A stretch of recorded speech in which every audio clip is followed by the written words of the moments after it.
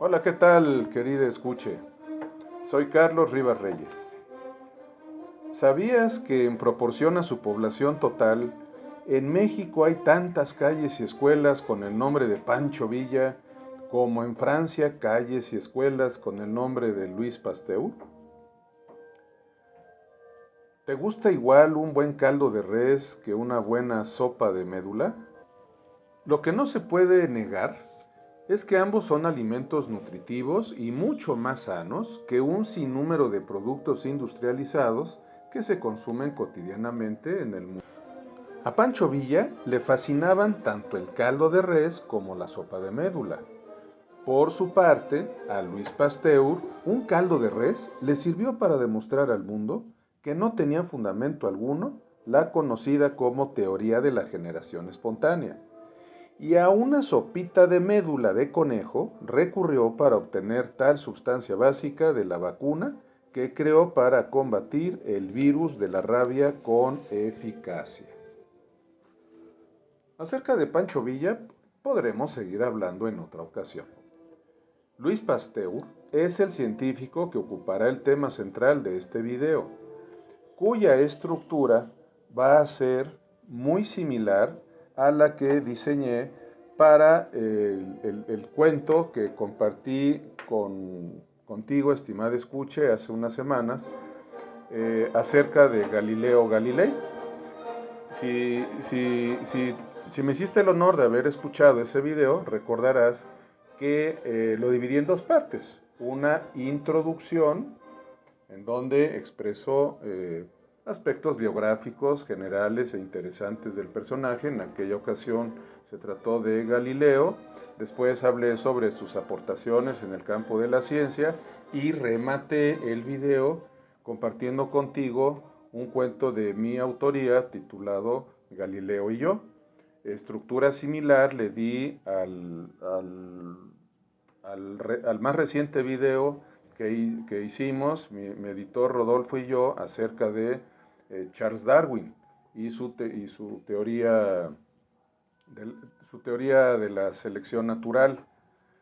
Recordarás que en aquella ocasión también diseñé una introducción, es así, un poco más amplia que la de Galileo, porque consideré que el tema lo ameritaba.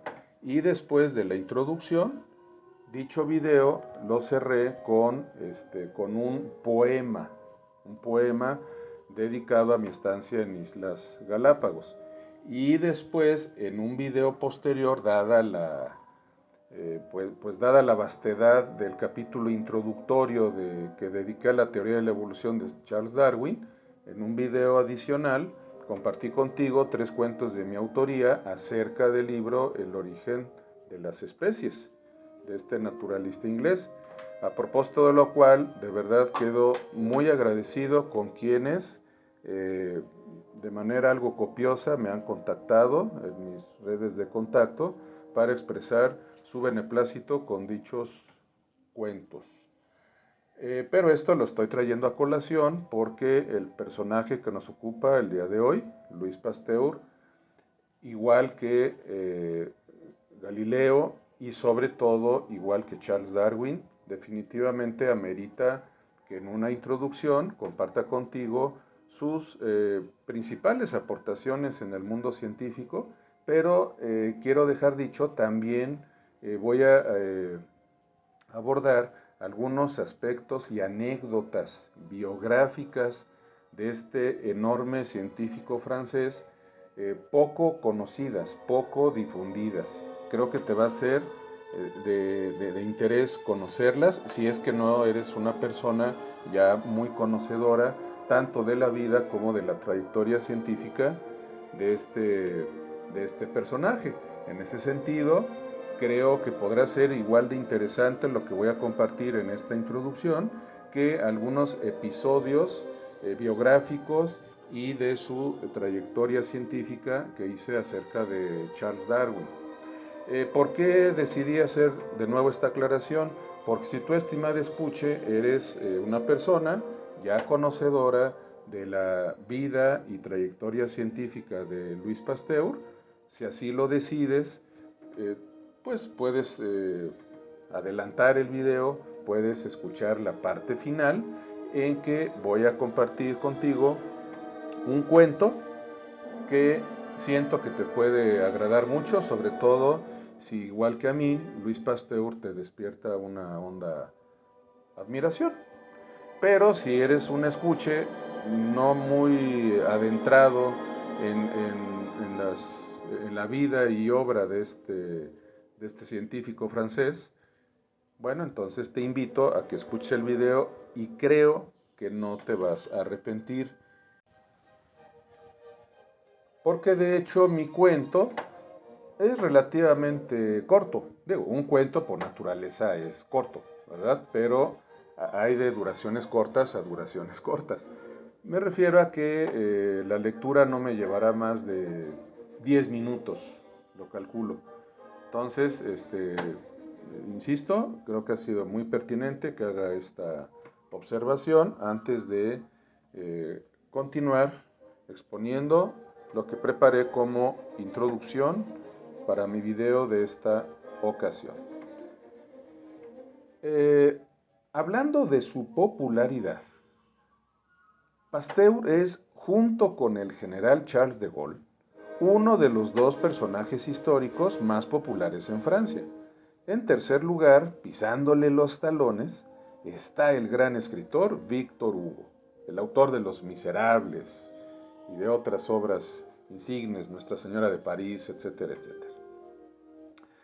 Si bien la biografía de Pasteur es muy vasta, pues están bien documentados los pormenores de varios episodios de su vida desde su infancia hasta el día en que tras su fallecimiento sus restos fueron enterrados con honores en el instituto que él mismo fundó, que lleva su nombre y que hoy día es uno de los centros de investigación científica más importantes del mundo, sobre todo en el terreno de la microbiología, es mucho más vasto aún lo que se ha escrito y pudiera decirse acerca de sus aportaciones al mundo en el campo de la ciencia básica, de la ciencia experimental y en el terreno del desarrollo industrial.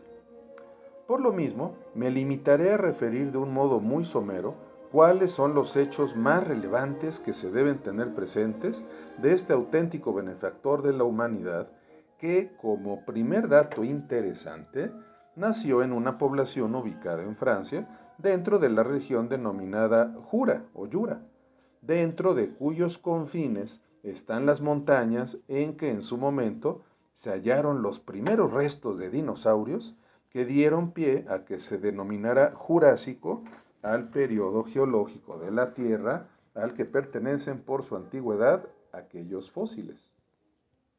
Popularizado a nivel mundial a través de la famosa película Jurassic Park. Otro hecho interesante relacionado con la infancia de Luis Pasteur lo es que de niño mostró un gran talento para el dibujo y la pintura. Se conservan varios retratos que hizo al pastel de familiares y amigos que, la verdad, no cantan mal las rancheras. Evidencian que si Pasteur se hubiese dedicado de lleno a las artes plásticas, no habría pasado hambre precisamente. Pero para fortuna de la humanidad, terminó pesando más su innata vocación por la investigación experimental, fundada desde mi punto de vista en una capacidad intuitiva tan grande como la del matemático indio Ramanujan, una de las mentes más preclaras del siglo XX.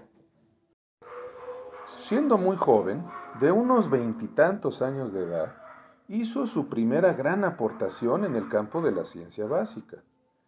Este descubrimiento que trataré de explicar a continuación, a largo plazo, terminó marcando la pauta para comprender cómo interactúan los componentes de un virus con los receptores de una célula. Por ejemplo, qué tan útil ha sido para descubrir el medicamento antirretroviral que ya existe para prevenir el contagio del SIDA, el síndrome de inmunodeficiencia adquirida, que funciona a base de un inhibidor de fusión que impide que el virus interactúe con los receptores de las células humanas. El mundo contemporáneo en parte está en deuda con Luis Pasteur Pues el descubrimiento que hizo de la quiralidad, que en química no es otra cosa que el fenómeno que consiste en que hay moléculas idénticas en su composición, que lo único que las diferencia es su imagen especular. A propósito de lo cual hago un pequeño paréntesis para explicar que esto de imagen especular no es otra cosa que lo siguiente. Doy un ejemplo muy práctico. Estimada escuche, si tú te pones frente al espejo, a ver, vamos a poner el ejemplo concreto. Tu mano, vamos a decir la mano izquierda, la pones frente al espejo. Tú sabes que viendo la mano, eh, o sea, tu mano izquierda, obviamente el dedo pulgar pues está del lado izquierdo. Sin embargo, viéndolo ante el espejo, ¿qué notas? Que ese dedo pulgar está, lo ves del lado contrario, del lado derecho. Bueno, eso es la quiralidad, ¿sí? Es, digámoslo así, es engañosa la imagen de algo ante un espejo. Ese algo mantiene su identidad, sin embargo, de alguna manera se ve al revés. Bueno, pues eso quiere decir imagen especular.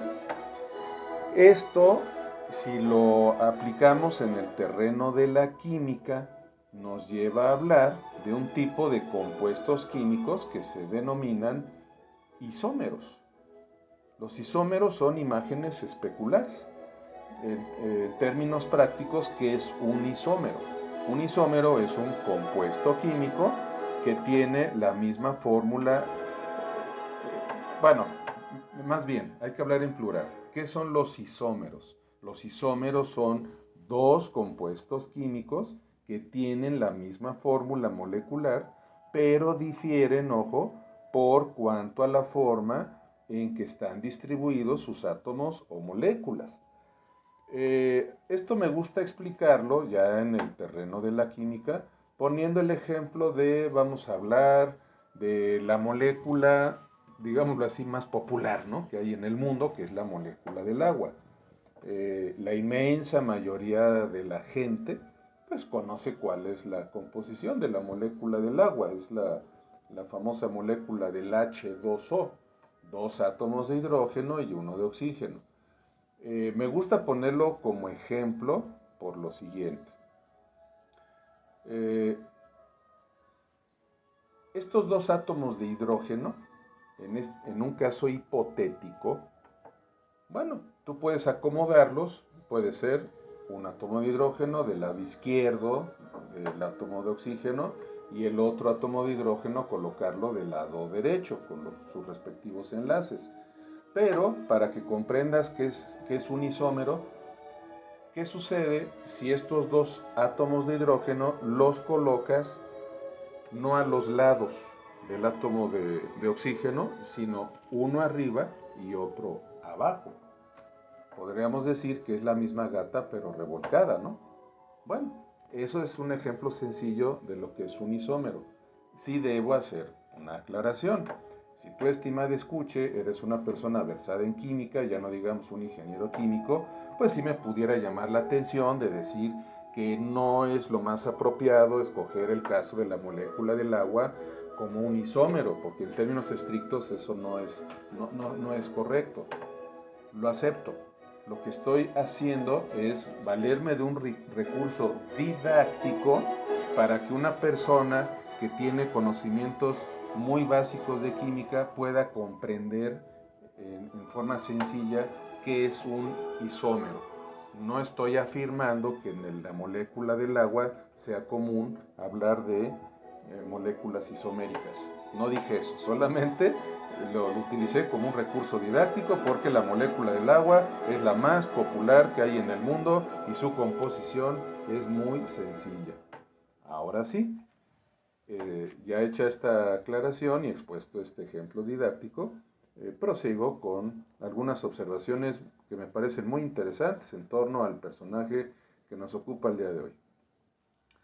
Antes de explicar cuáles son las observaciones y en sí el descubrimiento que sobre este tema hizo Louis Pasteur, quiero señalar que además del beneficio que ya expliqué que se obtuvo para combatir de modo eficaz a la enfermedad del SIDA, otra aplicación útil de la quiralidad, conocida también como dimorfismo molecular, fue comprender por qué un cierto medicamento que empezó a circular en el mundo en el último tercio del siglo XX para atenuar los vómitos y mareos de las mujeres embarazadas, terminaba generando malformaciones en los fetos.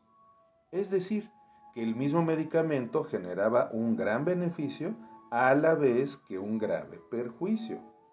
Interesante, ¿no crees, estimada escucha? Lo que Pasteur descubrió en particular fue la relación entre las formas cristalinas y la estructura interna de dos compuestos químicos, el tartrato y paratartrato sódico de amonio, en el ácido tartárico. Este ácido del que se habla mucho en el campo y en el contexto de la industria de los vinos. Pasteur halló dos compuestos químicos que tenían la misma fórmula química y que además sus componentes son idénticos en todas sus propiedades, salvo en una. Si se hace pasar luz polarizada a través de los cristales de estos compuestos, uno rota, es decir, gira la luz polarizada hacia la derecha. A esto se le conoce como dextrogiro. Y el segundo no lo rota. Pasteur descubrió que el paratartato está formado por dos compuestos que son imágenes en espejo uno del otro. Uno rota la luz polarizada hacia la derecha y otro hacia la izquierda. El resultado, estimada escuche, es un cristal que no ejerce efecto sobre la luz polarizada porque las dos actividades opuestas se cancelan entre sí. Esto que acabo de explicar y que obviamente pues es algo un poco técnico, pero que sin embargo pues hay que exponerlo de esa manera para que puedas saber exactamente a qué consiste este fenómeno de la quiralidad, del dimorfismo molecular. Fíjate que dio origen a una rama muy especial y singular de la química, que se denomina estereoquímica. ¿Qué estudia la estereoquímica? Pues la disposición espacial de los átomos que conforman una molécula y sobre todo cómo influye tal disposición en las propiedades de tales moléculas. Fíjate, estimada escuche, que para cerrar este primer apartado de los descubrimientos y aportaciones que hizo Luis Pasteur en el terreno científico, fíjate que a mí se me ocurre, bueno, un día se me ocurrió pensar que los gemelos, lo que nosotros conocemos como los gemelos, pues en el campo de la biología podrían ser el ejemplo práctico de dos isómeros. A ver, me explico, a ver qué te parece, a ti la analogía. Es de estas ocurrencias que a veces se me ocurren. A ver, vamos a hablar de un par de gemelos, dicho técnicamente, univitelinos. Es decir, vamos a decir dos hermanos, dos hermanitos, que se formaron a partir de la fecundación de un mismo óvulo por dos espermatozoides distintos. Ok. Eh, ¿Por qué digo que son ejemplos de isómeros biológicos? Porque desde el punto de vista del fenotipo de este par de gemelos, es decir, para quien no tenga claro qué es el fenotipo, de su apariencia física, diría yo, de su envoltura, pues son idénticos. Sí, son idénticos. Pero no lo son en cuanto a su aspecto comportamental, me refiero al aspecto de su conducta ante los demás, en general a la manera de pensar, de sentir y de actuar de cada uno de los gemelos. Eso va a ser idéntico. Por fuera son idénticos, pero en estos aspectos que acabo de mencionar, no lo son. Entonces, esto a mí se me ocurrió algún día exponerlo como un ejemplo de isómeros biológicos, pero insisto, fue una ocurrencia que tuve.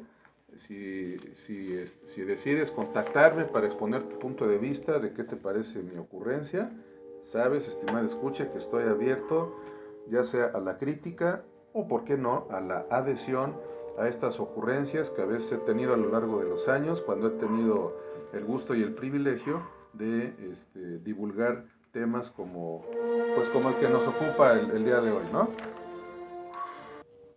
Otra de sus grandes aportaciones en el campo científico lo fue su demostración por demás contundente de que no tenía sustento alguno la conocida como teoría de la generación espontánea, que prevalecía desde tiempos de Aristóteles y que supuestamente había sido demostrada por observaciones que francamente eran poco serias y cargadas de todo excepto de un genuino fundamento científico. Esta teoría afirmaba que la materia orgánica, o en términos más coloquiales, que todo ser vivo, provenía de materia inerte, es decir, que se iba conformando poco a poco a partir de materia inorgánica. Así, Aristóteles, por ejemplo, llegó a tener la ocurrencia de afirmar que las almejas provenían de la arena y que el barro era la materia prima a partir de la cual emergían orondos y felices los caracoles. Aclaro que esto de orondos y felices es una idea mía, ¿eh? Es una aclaración que hago. Vaya pues, más tarde, en el siglo XVII, hubo un pseudocientífico que llegó a afirmar que los ratones se formaban en un abrir y cerrar de ojos a partir de los granos de trigo o de tejidos harapientos, o sea, de la basura, para decirlo con más claridad. Hoy día, a cualquier persona le resulta claro que este científico confundía a todas luces la causa por la que nace un ratón o casi cualquier animal con la razón externa que atrae a un ratón o roedor cualquiera para acercarse a un lugar específico. El experimento de Pasteur fue tan genial como sencillo. Lo primero que hizo fue someter a fuego lento el cuello de dos matraces, de manera que pudiera doblarlos y acto seguido deformarlos hasta que pudo adaptarles la forma de un cuello de cisne con doble curva, por decirlo de un modo coloquial. Lo cual, por cierto, me trae a la mente, estimada escuche, a un poeta mexicano, fíjate, Enrique González Martínez, porque compuso allá al final de su carrera como poeta un poema titulado Tuércele el cuello al cisne, que por si es que te gusta el tema de la poesía, estimada escuche, te comento que el título obedece a que lo que pretendió con ese poema González Martínez fue que subyaciera la idea de que él pugnaba porque ya era momento del ocaso del modernismo, una corriente poética que estuvo de moda en México y Latinoamérica a fines del siglo XIX, comienzos del siglo XX. Y bueno, pues perdóname, si ya me conoces, estimada escucha, si has escuchado varios de mis videos, sabes que no resisto de repente hacer estas pequeñas aparentes digresiones, pero que lo único que pretendo es demostrar cómo la cultura es tan rica, tan bonita, tan interesante y tan dinámica, que a veces nos permite ligar temas aparentemente inconexos. Ya sabes que es un impulso que no resisto, va con mi esencia de divulgador cultural, y si de repente estas digresiones te sacan de onda y no son muy de tu agrado, ofrezco una sincera disculpa. Bueno, volviendo a nuestro tema. Una vez que logró lo anterior, me refiero a esto de adaptar o deformar estos matraces, en el interior de los dos matraces depositó una cierta cantidad de caldo de res y los puso a calentar a fuego lento para evitar la presencia de algún microbio. Es importante señalar que en un tercer matraz también depositó la misma porción de caldo de res, pero con la diferencia de que este último lo dejó herméticamente cerrado. Esto es muy importante. Transcurridos unos minutos, rompió el cuello de uno de los dos primeros matraces, dejando pasar de nuevo unos minutos. Lo que se pudo deducir de manera contundente al comparar el estado que guardaba el caldo de res que se había depositado en los tres matraces fue que tanto en el que mantenía su cuello curvado de cisne como en el que estaba cerrado herméticamente, el caldo de res permanecía intacto, mientras que en el matraz al que Pasteur había roto unos instantes atrás el doble cuello, el caldo de res depositado al fondo estaba lleno de gérmenes, mismos que también eran visibles en el cuello doblado del matraz que lo conservaba, pues proviniendo tales gérmenes del aire, vieron interrumpido su camino hacia el caldo de res en el doble cuello de cisne del matraz respectivo. En palabras simples, podemos decir que hallaron un obstáculo insalvable en su trayecto, que no podían retroceder y que entonces quedaron atrapados, digámoslo así, en un callejón sin salida, siendo este el hecho contundente con que Pasteur comprobó su hipótesis de que, en este caso, los gérmenes que provocan la descomposición del caldo no provienen de este último, sino del cisne. Su tercera aportación, que terminó en que, metafóricamente hablando, los líderes de las industrias vitivinícola y cervecera de entonces lo alzaran en hombros y que los líderes que hoy día encabezan tales industrias le lleven diario a su tumba una ofrenda estruendosa de aplausos, consistió en descubrir cuál era el motivo de que enormes cantidades de vino se agriaran, sin una aparente causa, o sea, en términos simples, que se echaran a perder.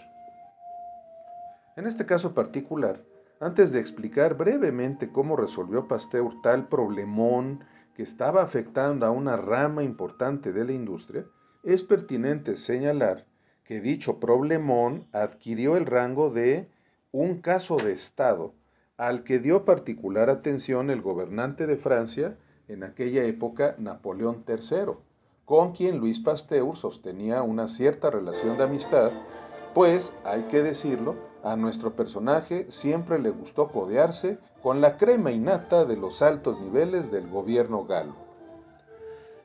Haciendo un pequeño paréntesis, qué fabuloso sería que alguno de los muy brillantes científicos que hay en México se moviera como pez en el agua en las más encumbradas esferas del poder en México, el país en que me tocó nacer, para que convenciera a quienes toman decisiones cruciales de que no existe una ciencia neoliberal, como igual de absurdo fue en su momento, en los años 30 del siglo pasado, creer entre los nazis que había una ciencia judía.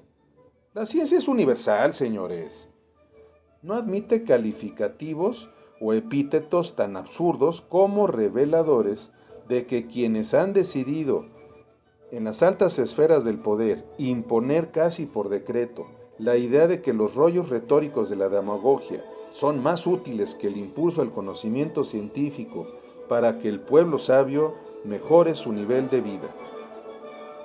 Si te tuviéramos los mexicanos entre nosotros, Pasteur, estoy cierto de que otro gallo cantaría. Pero, en fin, te ofrezco una disculpa, estimado escuche, por este pequeño exabrupto. Volvamos al tema de los vinos. A nivel de las reacciones químicas que se verifican para que a partir de la uva se obtenga un buen vino, lo esencial es señalar que la interacción de la levadura que hay en la cáscara de las uvas con el azúcar, generalmente glucosa, que hay en el mosto de la uva,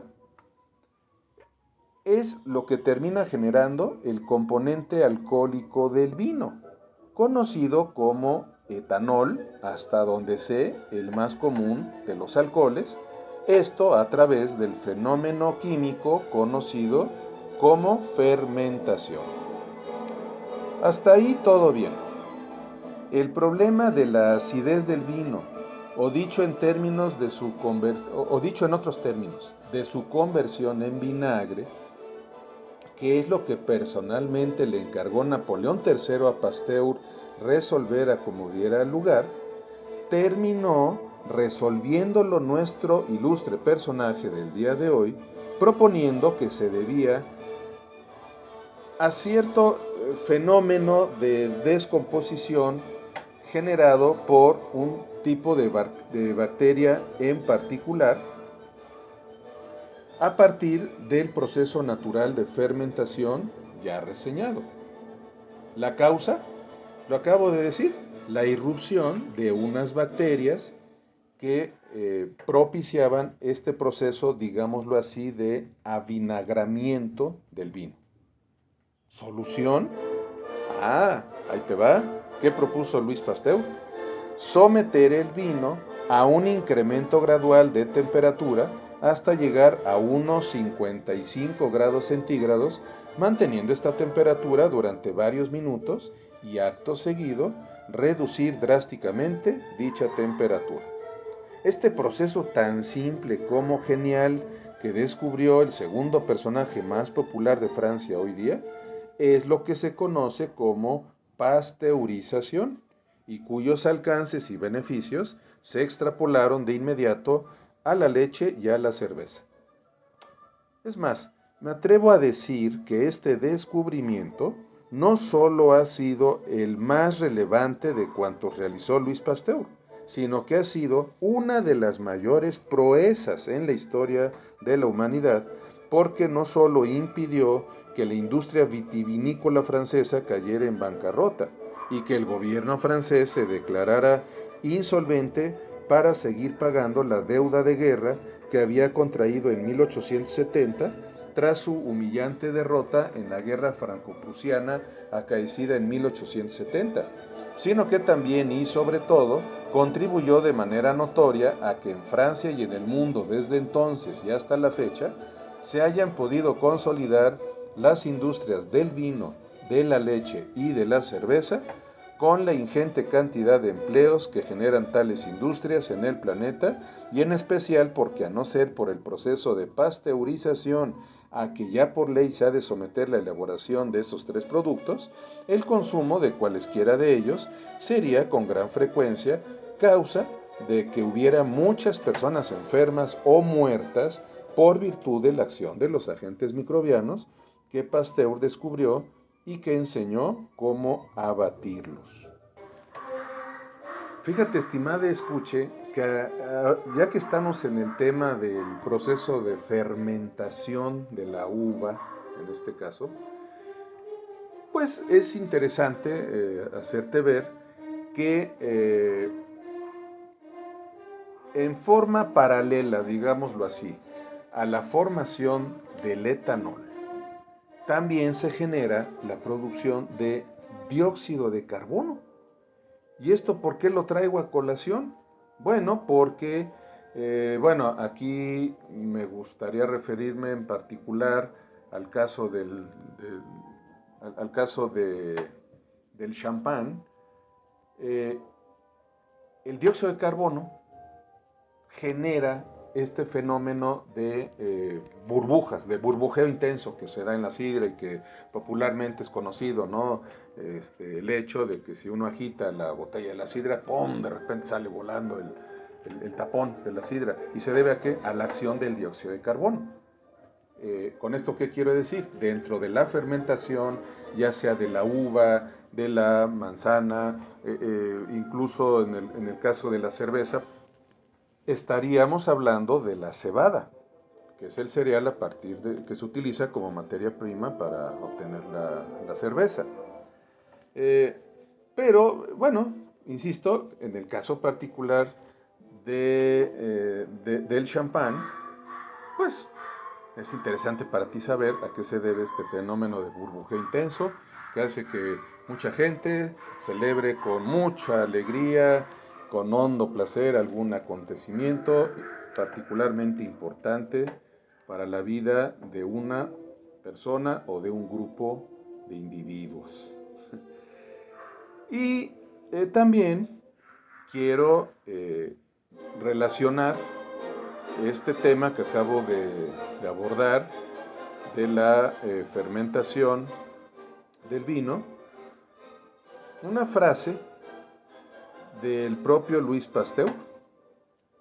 Quiero ligarlo con esta frase. Dice, una botella de vino contiene más filosofía que todos los libros juntos que sobre filosofía se hayan escrito. Ahí lo dejo a tu consideración, estimada escuche. Lo que sí te garantizo es que los enólogos, que para quien no lo sepa son los expertos, los especialistas en materia de vinos, van a estar completamente de acuerdo con el que prácticamente es el padre de la enología, con Louis Pasteur. Y no resisto, a hacer una referencia histórica sobre este tema. Hace un rato hablé de que entre otros beneficios que se obtuvieron a raíz de este feliz hallazgo de Louis Pasteur, el gobierno francés no vivió la problemática de tener que decretar la suspensión del pago de la deuda que contrajo con el gobierno prusiano tras la guerra franco-prusiana de 1870. Bueno, vivo en México, soy mexicano. Doy por hecho que la inmensa mayoría de quienes me privilegien escuchando este video, pues son paisanos mexicanos. Entonces, quiero señalar lo siguiente. Justamente esta guerra franco-prusiana de 1870, a la cual, por cierto, se había inscrito Louis Pasteur como voluntario para participar en ella, no es un antecedente, corrijo. Fue la causa principalísima por la cual Napoleón III, de última hora, decidió emitir una orden por la cual se le hizo saber a Maximiliano de Habsburgo que los miles de soldados del ejército francés que habían llegado con Maximiliano para acolchonar, digamos, su imperio mientras éste se consolidaba, tendrían que regresar paulatinamente a Francia. ¿Por qué? Porque se avecinaba la guerra con Prusia, que el emperador Napoleón III sabía que iba a ser una batalla de altas proporciones. Y tan lo fue que perdieron esa guerra. Entonces lo que pretendía ahorita fue hacerte saber a ti, estimada escuche, que la causa principal, me atrevo a afirmarlo, por la cual ocurrió el derrocamiento repentino del imperio de Maximiliano en México en 1867, fue esta, precisamente, el estallido de la guerra franco-prusiana. De nuevo, una disculpa por esta pequeña digresión, no histórica, porque estamos hablando de un mismo acontecimiento histórico. Me refiero a una pequeña digresión temática, pero estoy seguro que para quien no supiera esto que acabo de precisar, resultó algo interesante. La historia, estimada escucha, en general, está llena de anécdotas y de cuestiones que si se vinculan unas con otras, no solo nos despiertan el apetito por saber más de historia, sino que nos ayudan más a comprender el mundo contemporáneo. Bueno, para ir cerrando este capítulo dedicado a hablar sobre las grandes contribuciones de Louis Pasteur en los campos de la química y de la microbiología, hemos de referirnos brevemente a las vacunas contra el anthrax y el cólera en lo que respecta al mundo animal y contra la rabia en el ámbito de los seres humanos. En lo que atañe a las primeras, me permito opinar como divulgador cultural que cuando, ya sea en libros especializados o meramente divulgativos, o bien en documentales o conferencias, o cuando aborden el tema de la vacuna contra el anthrax, propongo que refieran de inmediato que cuando se habla de esta vacuna es lo mismo que referirse a la que combate el carbunco, pues este último vocablo ha de tomarse como sinónimo de anthrax. Esto lo sugiero porque cuando hace unos 15 años comencé a adentrarme en el fascinante tema de Luis Pasteur como hombre y como científico, la verdad me llevó algo de tiempo comprender a cabalidad que es indistinto hablar del anthrax o del carbunco, pues ambas aluden a un agente patógeno que en la época de Pasteur comenzó a cobrar la vida de centenares de piezas de ganado, con la consiguiente preocupación de muchísimos granjeros. Pasteur consiguió primero indagar cómo tal bacteria llegó a matar a cientos de ovejas en un lapso breve. Descubrió que se les llevaba a pacer a zonas donde habían sido enterradas ovejas que habían muerto por la acción progresiva y finalmente letal del anthrax o carbunco.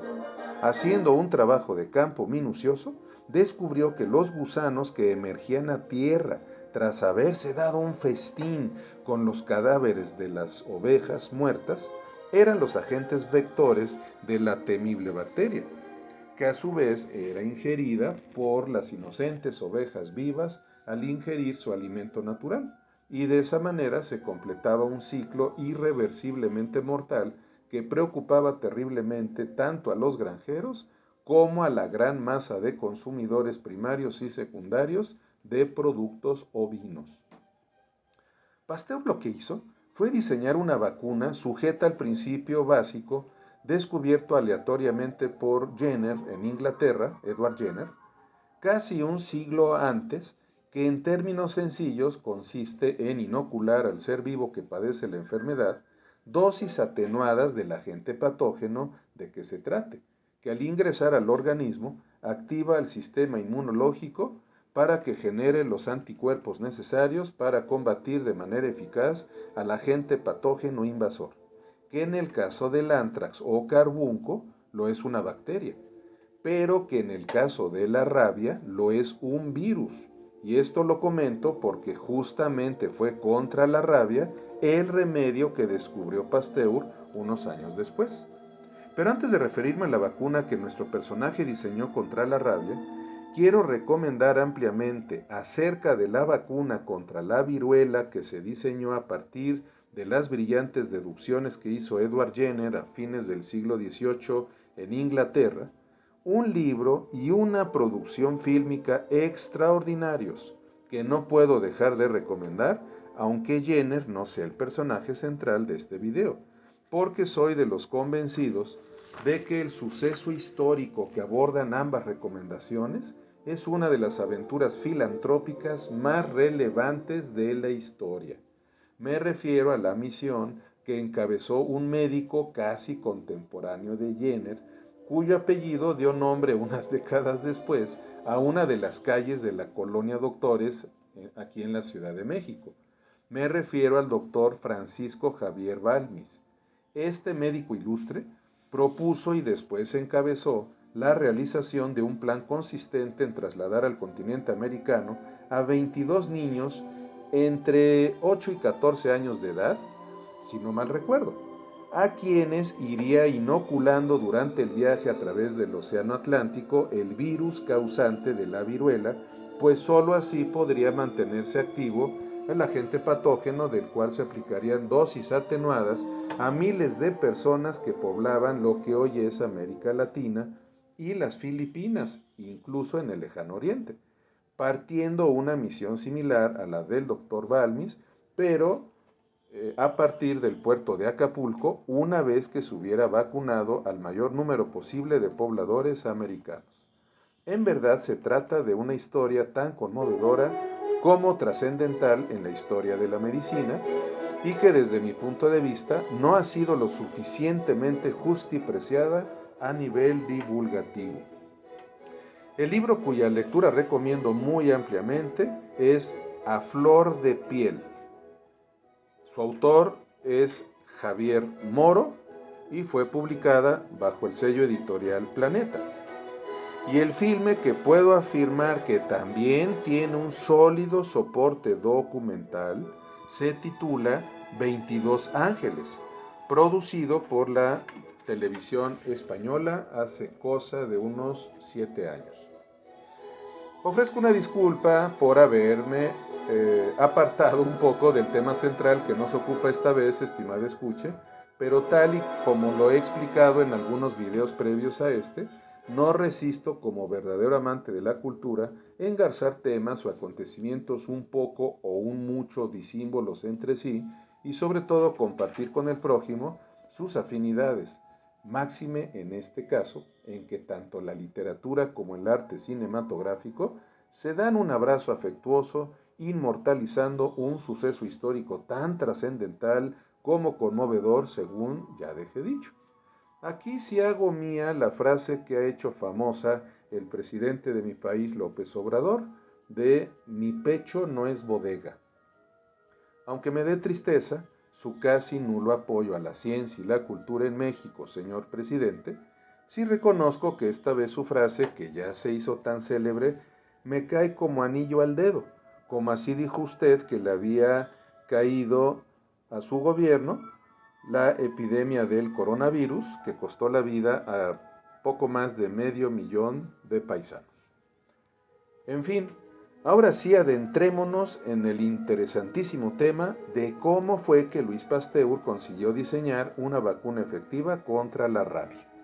Lo primero que hay que señalar es que cuando aplicó su primera dosis a un niño cuya madre le pidió desesperada que vacunara a su hijo, Pasteur estaba apenas arribando a la culminación de la fase experimental de su investigación sobre el particular. Dicho en términos modernos, no había podido aún iniciar un protocolo de investigación en que se fueran probando los resultados de la vacuna en personas que voluntariamente aceptaran que en ellos se pusiera a prueba el resultado de la misma. Para empezar, hay que aclarar que a diferencia del carbunco, en que el agente patógeno lo es una bacteria, la causa de la rabia lo es un virus.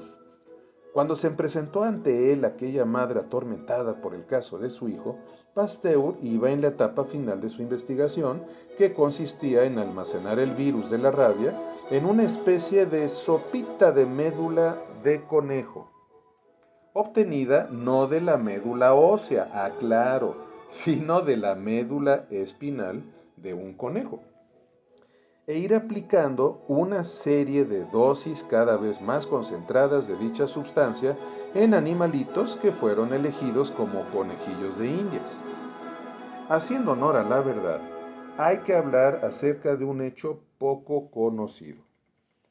Antes de aplicar por primera vez la vacuna en aquel niño, y dado que como comenté en algún momento, estaba muy bien relacionado Pasteur con las altas esferas de la política francesa, por vía diplomática se llegó a proponer en alguna ocasión al emperador de Brasil, Pedro I, que éste autorizara negociar con algunos reos brasileños, es decir, carcelarios, que estuvieran compurgando alguna sentencia condenatoria a prisión, que aceptaran ser utilizados como conejillos de indias para probar en seres humanos los efectos tanto directos como colaterales de la vacuna. Las negociaciones con el emperador no fructificaron y eso contribuyó para que cuando Pasteur la aplicó por primera vez en las condiciones ya referidas, se hubiera jugado literalmente un volado. Afortunadamente para aquel niño, para su angustiada madre y para el mundo en esa época, el resultado fue favorable. Los síntomas primarios de la enfermedad fueron cediendo poco a poco hasta que Pasteur, junto con un médico, porque hay que señalar que Pasteur no era médico sino químico, declararon que ya había sanado del todo. No tienes idea, querida escuche, de la sonora repercusión que generó tal acontecimiento, primero en toda Francia y luego en todo el continente europeo.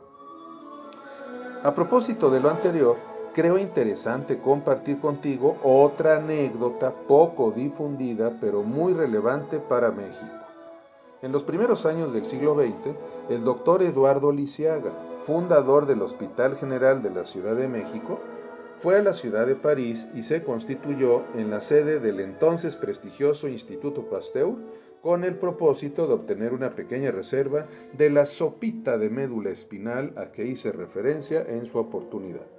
Una vez que se la entregaron, la trajo a México bajo condiciones extremas de preservación para poder aquí replicarla y así poder aplicar masivamente la vacuna maravillosa a muchos paisanos.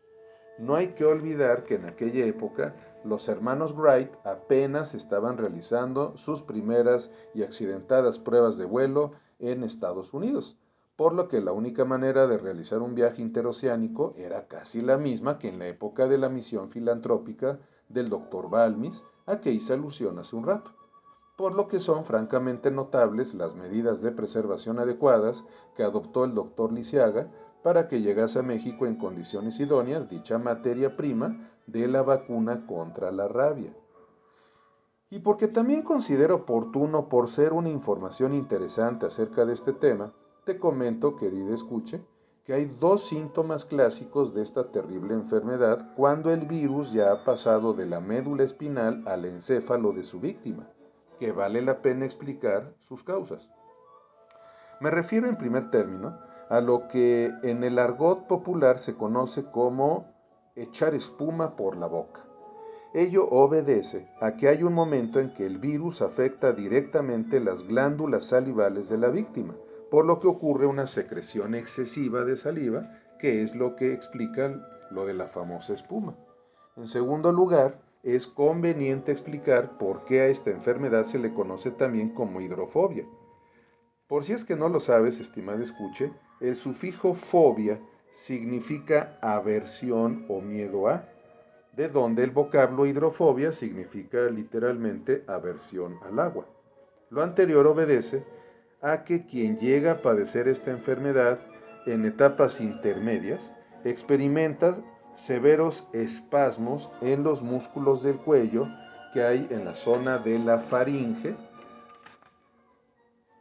acompañado de dolores notorios ocasionados por cierta parestesia en esa región del cuello, es decir, la opresión de algunos nervios sensibles de esa zona. Eso es una parestesia, cuyo síntoma es justamente dolor o, en los casos más leves, adormecimiento de esa parte del cuello que se magnifica ostensiblemente al tomar algún líquido. Se trata de una enfermedad progresiva que en su fase última termina afectando irremediablemente al sistema nervioso central hasta que muere la víctima, trátese de un animal o bien de un ser humano. Ahora bien, considero también justo e interesante, estimada escuche, no omitir el dato de que en el último tercio del siglo XIX hubo en Londres, Inglaterra, un congreso científico en el que coincidieron tres personajes fundamentales en la historia de la biología y de la medicina. Uno de ellos, desde luego, nuestro personaje de hoy, Louis Pasteur. El segundo, nada más y nada menos que don Charles Darwin, creador de la teoría de la evolución, y a quien dediqué mis dos videos más recientes, titulados Teoría de la evolución, mi viaje a Islas Galápagos, y el segundo titulado El origen de las especies, tres cuentos, que obviamente pues están guardados aquí en mi canal. Y el tercer personaje que acudió al mismo congreso fue un médico a quien también hay que reconocerle su mérito como fundador junto con Pasteur de la microbiología. Me refiero al alemán Roberto Koch, quien entre otras cosas descubrió el bacilo de Koch, bacteria que lleva su nombre, que es el agente causante de la tuberculosis y que hizo también avances importantes en la manera de combatir los efectos terribles de dicha bacteria, como también descubrió tiempo después cuál era la bacteria causante de la cólera en seres humanos. Fíjate, estimada escuche, que entre Pasteur y Roberto Koch hubo siempre un indudable pique, o diría yo, atractivo, útil y sano duelo de vanidades, del que la humanidad entera sacó un obvio beneficio. Hubo momentos en que ambos se descalificaban, renegaban de algún hallazgo o artículo publicado por su contrincante, pero también, haciendo honor a la verdad, cuando era contundente el resultado de algún hallazgo o hecho deductivo, no dudaron en externarse el reconocimiento correspondiente. De nuevo, perdona, querida, escuche una conexión analógica que no puedo evitar hacer entre ese sano y útil duelo de vanidades y el que en el campo de mi deporte favorito, el tenis, hubo durante unos 15 años entre el serbio Novak Djokovic y sus dos archirrivales Roger Federer y Rafael Nadal, tema que desarrollé con amplitud en un video que dediqué al serbio Novak Djokovic y que aparece guardado en mi canal bajo el título Novak Djokovic, un monstruo de naturaleza. Como también en el mismo deporte blanco fue celebérrima la rivalidad que hubo entre las conocidas como hermanas Williams, Venus y Serena, durante casi 20 años y que refiero en otro video en que narro bajo la forma novedosa de un guión radiofónico una de las varias finales memorables que significaron estas dos mujeres de ébano. En este caso particular, en Wimbledon en el año 2008, y que también aparece en mi canal bajo el título Las hermanas Williams, una apasionada crónica. Digo, en una de esas eres un amante del tenis y te genera interés conocer el contenido de alguno de esos videos.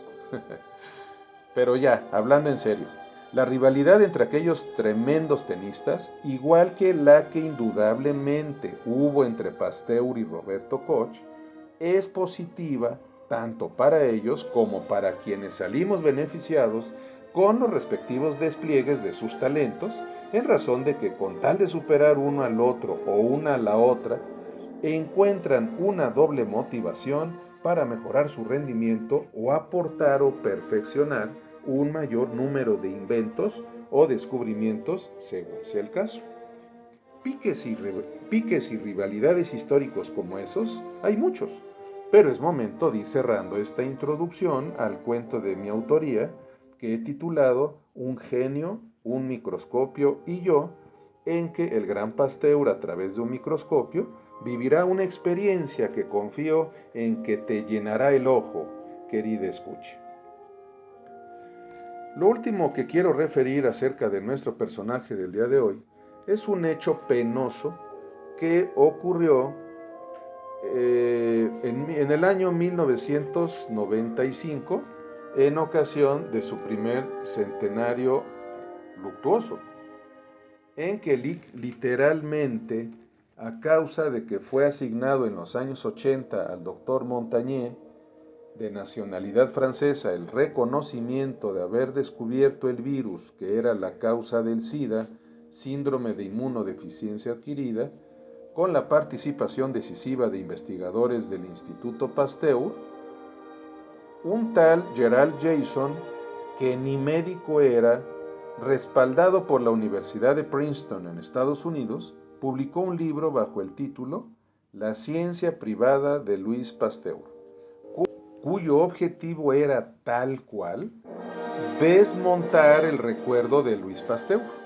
En otras palabras, con su falaz e infundado contenido, lo que buscó infructuosamente el gremio científico estadounidense fue una especie de ridícula venganza por no haberse asignado a ellos el mérito, el reconocimiento de haber sido los descubridores del virus causante del SIDA. Así de claro es el planteamiento y el reproche que estoy manifestando en este video. El tal Gerald Jason no gozaba ya no digamos de algún prestigio, sino de algún respaldo académico o curricular que lo legitimara para escribir aquel libro que terminó siendo una auténtica diatriba llena de rencor y resentimiento hacia el área de investigación francesa en general y hacia el Instituto Pasteur en particular. Y todo por un berrinche, por haber perdido en tribunales en 1984 un juicio que promovieron contra el Instituto Louis Pasteur exigiendo que se declarara a un par de científicos estadounidenses como los auténticos descubridores del virus causante del SIDA. Afortunadamente, el tiempo reforzó lo fundado de aquel fallo judicial, pues no tuvieron trascendencia alguna la serie de absurdos asentados en su libro por el tal Gerald Jason, acerca de los hallazgos, eso sí trascendentales, de Louis Pasteur, auténtico benefactor de la humanidad. Las cosas caen por su propio peso, reza así un adagio popular. Si es de tu interés, estimada escuche, en la biblioteca del Colegio Nacional, que aprovecho para dar su domicilio, se encuentra en la calle de Donceles, en el centro histórico de la Ciudad de México. Ahí tú puedes puedes tener acceso a un opúsculo que se hizo sobre este tema en particular, en que se fundamenta el porqué de el porqué de lo absurdo y de lo no fundamentado de este libro, escrito por repito el nombre, por este tal Gerald Jason. Y bueno, por si no lo sabes, cualquier publicación emitida por el Colegio Nacional merece toda la credibilidad del mundo. Es de las instituciones de mayor prestigio que hay en México a nivel internacional. A este colegio lo conforman eminencias científicas, entre quienes, por cierto, aproveché para extender muchos aplausos y elogios en el video que dediqué a hablar sobre teoría de la evolución al doctor Antonio Lascano Araujo, que es una de las mayores eminencias en el mundo en temas de biología. En fin, a propósito de lo anterior, viene como anillo al dedo una de las muchas frases célebres de nuestro personaje Louis Pasteur, que dice que hay que hacer caso omiso de la crítica estéril de esos parásitos científicos que, impotentes de crear nada por sí mismos, se aferran a los descubrimientos de los demás para atacarlos y buscar así la ocasión de ser célebres, a la cual yo agregaría una frase mía que se puede aplicar tanto en el campo científico como en el terreno de la crítica literaria, y que dice así: es más fácil destruir que construir, pero es mucho más sencillo criticar una obra ajena que crear una propia. Con esto doy cierre a la introducción de este video y paso ahora sí a compartir contigo, querida escuche, el contenido del cuento que escribí hace unos años acerca del gran Louis Pasteur, creador, como he dejado dicho en su momento, de una de las más trascendentales teorías científicas de la historia, la teoría germinal de las enfermedades infecciosas.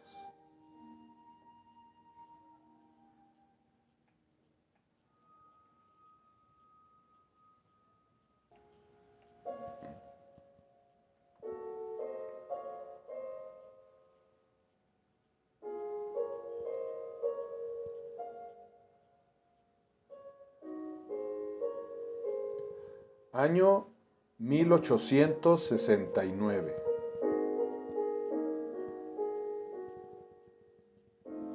El espejo iluminador del microscopio por fin refleja con la precisión necesaria el haz de luz que traspasará la muestra que va a analizar al microscopio, un genio científico ya muy apreciado en el gremio vitivinícola. Por virtud de la lente convergente del aparato y demás accesorios del mismo, cree poder despejar una de las incógnitas que más han causado prurito a su ya sistemática curiosidad de observar el comportamiento de agentes patógenos, causa de enfermedades que hacen decrecer considerablemente el número de habitantes de algunas poblaciones en ciertas temporadas. El ojo izquierdo del genio francés empieza a observar a través del ocular del aparato, mientras con su mano derecha mueve el tornillo de cremallera para comenzar la maniobra del enfoque inicial. Siempre hace sus observaciones con el ojo izquierdo como un mecanismo inconsciente para compensar la hemiplegia que de ese lado de su cuerpo padece desde hace 12 años. Unos minutos después, En su cerebro comienza a procesar la información que va recabando de su acuciosa observación de la muestra. Lo primero que llama su atención es que el organismo estudio ha permanecido inmóvil todo el tiempo. Lo segundo que atrapa su interés es el hecho de que por primera vez en su ya larga carrera de científico, observa un organismo de forma perfectamente circular, con un negro círculo concéntrico que ocupa la sexta parte del diámetro de aquel. Lo tercero que termina francamente por anonadarlo es que dicho aparente organismo muerto irradia de repente, en un abrir y cerrar de ojos, un color amarillo amanecer, uno azul cielo y uno rojo sangre, que intermitentemente se alternan para constituir una auténtica aureola del negro círculo concéntrico. Su ojo no parpadea. Aún con lo intenso de la luz que refleja el espejo para hacer visibles los detalles de la muestra, la pupila se dilata abruptamente. Porque, sí, ¡oh Dios! Es una pupila. Su iris cede ante el empuje de dicha pupila. Ese ojo que Pasteur está viendo al microscopio se clava en el hemisferio cerebral del sabio francés, encargado de interpretar la imagen que se bifurcó por un instante en su quiasma óptico, tal como la mirada de Dios en Adán y Eva cuando los sorprendió consumando el pecado original. Ya está. ¿Sí? Ok. Ahí está. Ok. Ponle pausa. Está bien, ya quedó perfecto. Sale. Ya, estoy listo.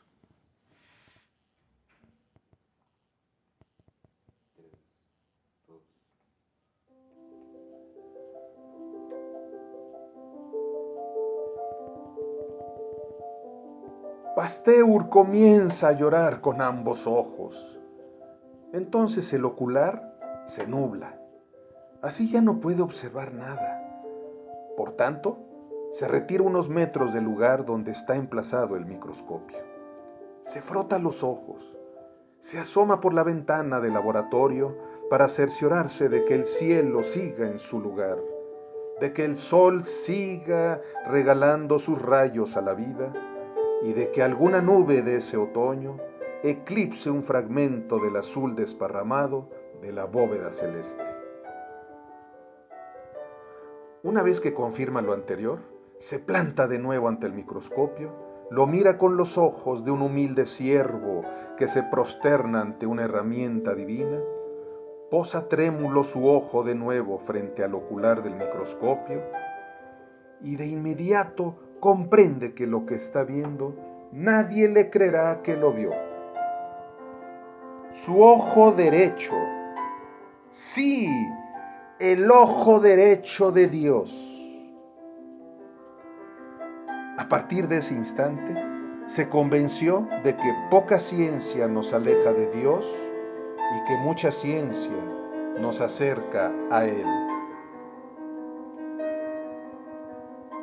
Esta vez, su fe en Dios traspasó con sensación de bienaventuranza la puerta del laboratorio.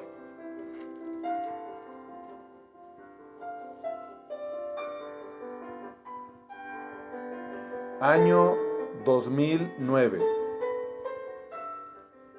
Yo interpreto el insólito encuentro de Pasteur de aquel año 1869 como una versión muy libre de Dios sobre la aparición de la Virgen a Juan Diego.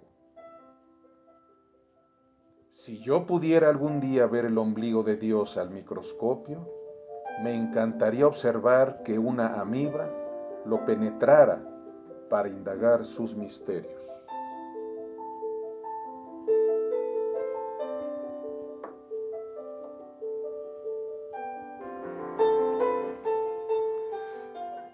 Espero haya sido de tu agrado mi cuento, estimada escuche, Y esta vez, como cierre del video, quiero hacer referencia particular a los 3 fondos musicales que mi querido editor Rodolfo y yo pusimos como trasfondo del video. En la primera parte, que es la más extensa, obviamente la introducción, decidimos poner como fondo musical las suites 1 y 2 de una composición conocida como las Arlesianas, de un compositor paisano de Pasteur, Georges Bizet, que es más conocido por su celebérrima ópera Carmen, pero que, como podrás ver, y espero que compartas mi punto de vista, también compuso música bastante valiosa, como estas suites que elegimos Rodolfo y yo. En el cuento, en la primera parte, es así, la elegí yo en lo personal, asumo la responsabilidad. Elegí una bellísima composición de otro compositor francés de comienzos del siglo XX, Claude Debussy, conocida como Claro de Luna. Y la elegí por 2 razones. La primera, porque, bueno, me adhiero a la opinión de muchos melómanos, en el sentido de que es una composición de suyo bellísima. Pero la segunda y más importante razón por la que le elegí como música de fondo para la primera parte de mi cuento es que, a ver, aquí la composición se titula Claro de Luna. Entonces, ¿cuál es la imagen que viene a la mente cuando uno escucha esta composición? Cuando menos hablo a título personal. La luna, ¿sí? En mi caso particular imagino una luna hermosa, resplandeciente, en estado de luna llena. Y entonces, una imagen de luna llena en el contexto de mi cuento pudiera representar también a uno de los ojos de Dios. En mi cuento hablé de esa vista que tiene de uno de los ojos de Dios Pasteur a través del microscopio. Si tú, estimada escucha, eres de quienes me ha privilegiado escuchando algunos otros de mis videos, recordará que en el que titulé Galileo y yo, hablo de que Galileo, cuando está auscultando el cielo con su telescopio, de repente se encuentra también con un ojo de Dios, con uno de los 2 ojos de Dios. Entonces, a lo que quiero llegar es a que, en lo personal, concibo a Dios como alguien ocurrente, travieso, pícaro, que le gusta dar sorpresas a todo mundo, incluso a los científicos, apersonándose de una manera discreta. Entonces, así como hablo de que a Galileo se le apareció en forma de un astro a través de su telescopio, y a nuestro personaje de hoy, Pasteur, se le apersonó mediante un microser visto al microscopio, ¿por qué no pensar que una hermosa luna llena pueda ser también uno de los ojos de Dios? Por eso elegí esa bella composición de Claude Debussy. Y en el cierre de mi cuento, en la parte final, elegí otra composición. Es una composición sacra, bellísima, el Ave María de Charles Gounod, otro paisano de Louis Pasteur. Entonces, estimada escuche, esta vez en el cierre de mi video decidí hablar de la música que pusimos como trasfondo, tanto de la introducción del video como del cuento de mi autoría, que espero haya sido de tu agrado. Y me voy a despedir, como lo hice en mi video más reciente, sobre el origen de las especies, de Charles Darwin, a propósito del cual reitero mi agradecimiento por los muchos comentarios que han llegado a mi correo y a mi WhatsApp diciendo que le resultaron muy gratos dichos cuentos. Decía, cierro mi video compartiendo contigo una frase que se me ha ocurrido últimamente para expresar lo bello y maravilloso que son disciplinas científicas como la biología y la química. La química y la biología se comprenden con el hemisferio izquierdo del cerebro, pero se disfrutan con el derecho.